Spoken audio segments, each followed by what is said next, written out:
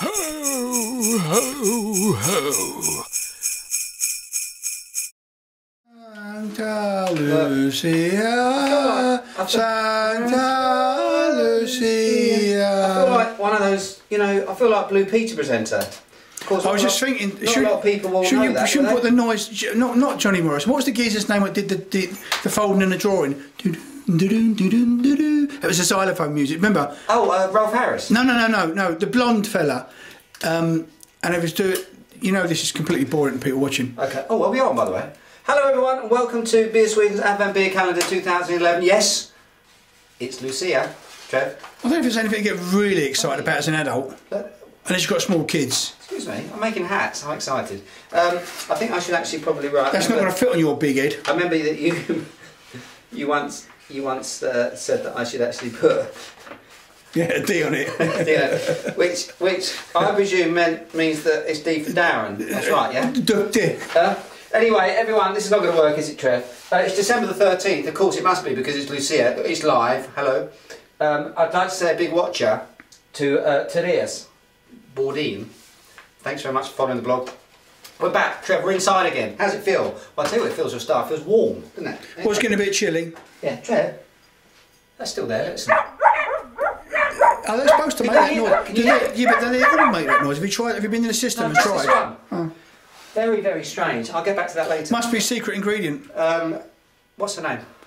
I can't even think of anything funny. Can't you think of anything funny? That's spontaneous. We should stop doing that spontaneous stuff. Gets us in trouble. Now then, listen. Because it's obviously it's a big day here in Sweden. It's when Lucia brings the... Phone's ringing. Not again. It can't be twice. Hang on, shall I go and get it? Carry on.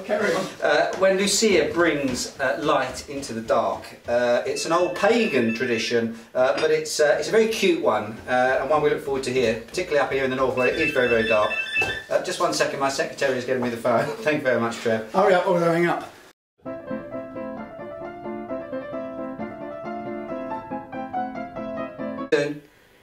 Yeah, bye. It's my daughter, actually. Oh, was it? Oh, sorry. He's a sweetheart. I thought it was a missus. She's at school, but she wants to come home. Because... You know how that feels, don't we? Well, we all do. Yeah. Anyway, listen.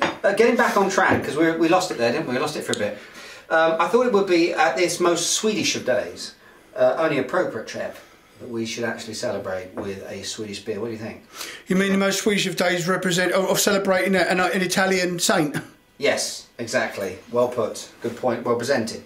The beer that we're going to try on Lucia is none other than this one. Yes, it's another St. Erik's beer. Usually reliable. Very reliable. We've had pretty much all of them on the show, or not particularly on the Advent Beer Calendar, but on the blog, haven't we, Trev? Jessica Hydrich, of course, one of the country's most eminent flying brewers, produced an amazing range of very, very interesting styles and crossover beers, and this one here is God Jul, which is sort of Happy Christmas or Merry Christmas. It's an 8.5% barley wine. Let me just throw the stats up so you can see those in the Systembolaget. Tinkle tinkle, like all that. Going to open this one, get stuck straight into it, Trev, so that we can make up for the lost time, so that we can actually do this show in under 3 minutes. Yeah. Yeah, right. Anyway, I'm not happy with her actually, Trev, to be honest with you. I'm not very happy with her. Why, what's she done now? Well, you know, she's been out and about and sort of really putting herself about this Christmas. I thought she'd been good the last couple of episodes though, sitting out in the cold, keeping company. Yeah, that's right, yeah, exactly. That was a punishment, but she's back indoors now. Well, now let's have a look at this. I'm going to hold this one up. It's so nice to be able to actually feel your hands, Trev. My whirling's back. Look at that, absolutely gorgeous colour. Lighter actually than a lot of the beers that we've actually had in the past. Looks like a barley wine though. Days. Kind of a barley winey sort of styly.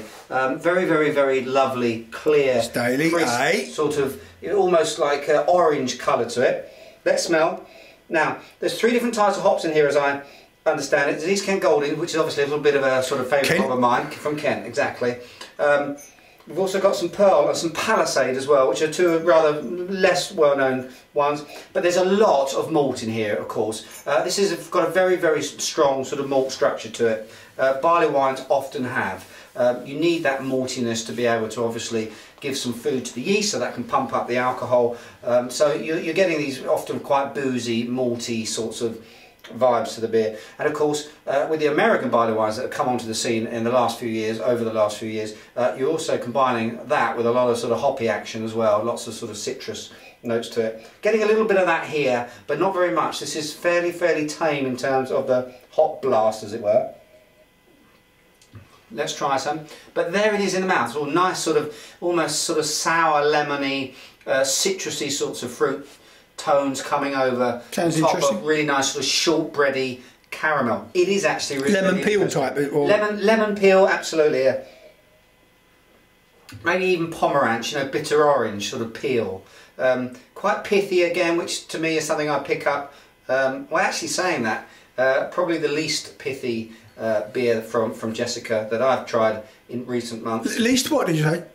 Pithy. I always get this kind of pithy, almost. What does that mean? Pith, almost not the orange itself, but the white. Oh, right, okay. You know, surround to it. It gives you almost quite an astringent sort of finish, but with all the sweetness in that, and it is actually quite sweet here.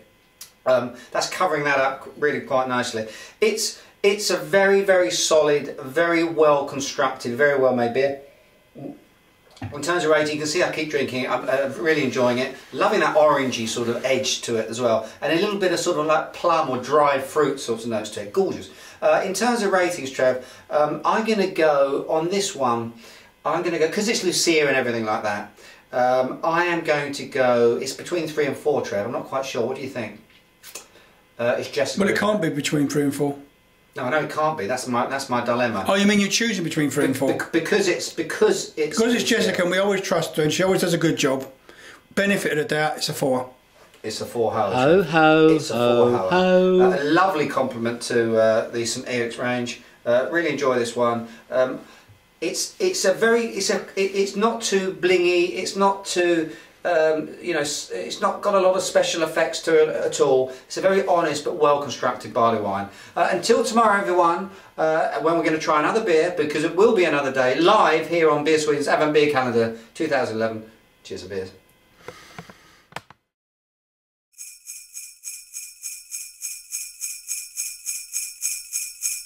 Ho, ho, ho.